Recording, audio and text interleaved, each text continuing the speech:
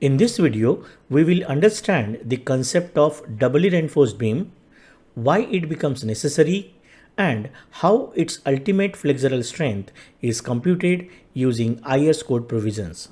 So, let's get started. To understand the concept more clearly, let us begin with a simple example. Consider a simply supported reinforced concrete rectangular beam subjected to a uniformly distributed load as shown in figure A. Under this loading, the beam develops the bending moment diagram as shown in figure B.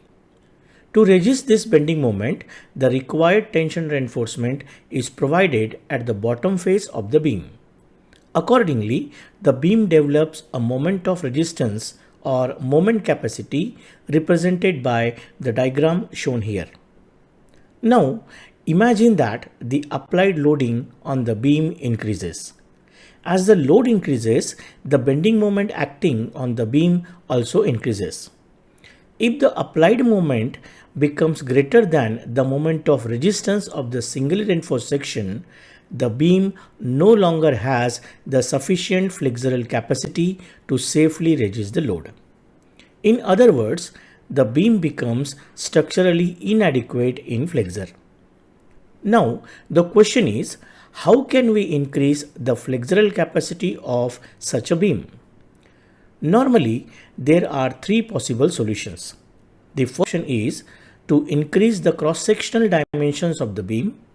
The second option is to provide more tension reinforcement, and the third option is to use a combined of both, that is, increase the beam size as well as the amount of a tension steel. But what happens when the dimensions of the beam cannot be changed? This may happen due to architectural headroom requirements, aesthetic consistency, or fixed structural grid constraint. In such situations, we need to increase the beam capacity without changing its cross-section. At first glance, you might think, why not simply keep adding more tension steel? But there is an important limitation. Providing tension steel beyond the balance section limit does not effectively increase the beam capacity. This is because in a balance section, concrete and steel reach their limiting states simultaneously, producing the maximum possible moment capacity. If we continue adding only tension reinforcement, we improve the beam's ability to resist flexural tension, but we do not increase its compression resistance. As a result, the section becomes an over-reinforced section. In such section, the concrete in compression reaches failure before the steel yields. This leads to a brittle and undesirable mode of failure, which should always be avoided. To overcome this limitation without changing the beam dimensions, compression reinforcement is provided. When steel is placed in the compression zone, in addition to the tension zone, the beam is called a doubly reinforced beam. It should be noted that hanger or anchor bars of nominal diameter provided only for holding the stirrups in position are generally not considered compression reinforcement unless their area is significant enough to contribute structurally. The behavior of a doubly reinforced beam for ultimate load design is often explained using the steel beam theory.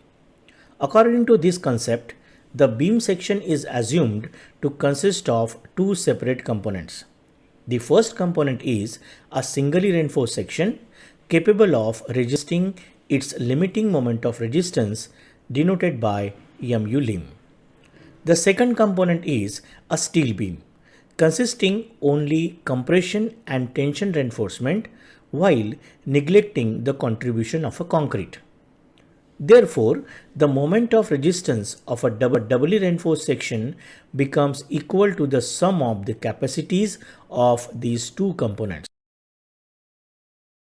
Consider the doubly reinforced section divided into part A and part B as shown in the figure.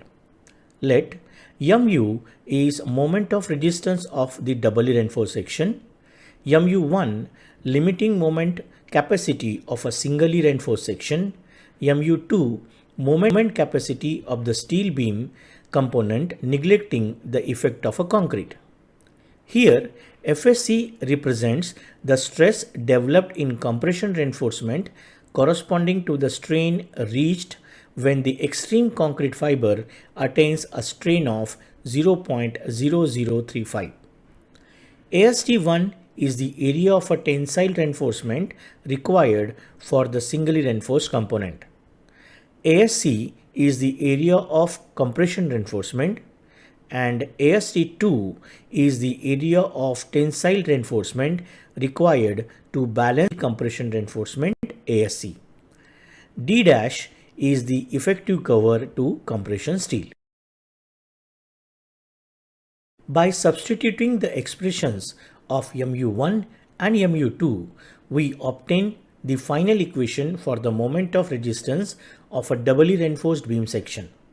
Also, the total tensile steel for the doubly reinforced section AST is summation of AST1 and AST2. Now, let us understand the step-by-step procedure for calculating the ultimate flexural strength of a doubly reinforced concrete section using IS code formulation. In step 1, as an initial trial, assume XU equals to XU max. Then compute the strain in concrete at the level of compression reinforcement, denoted as epsilon SC, using the expression given in clause G1.2. Then compute the design stress FSC in compression reinforcement corresponding to the strain value epsilon SC obtained in the previous step.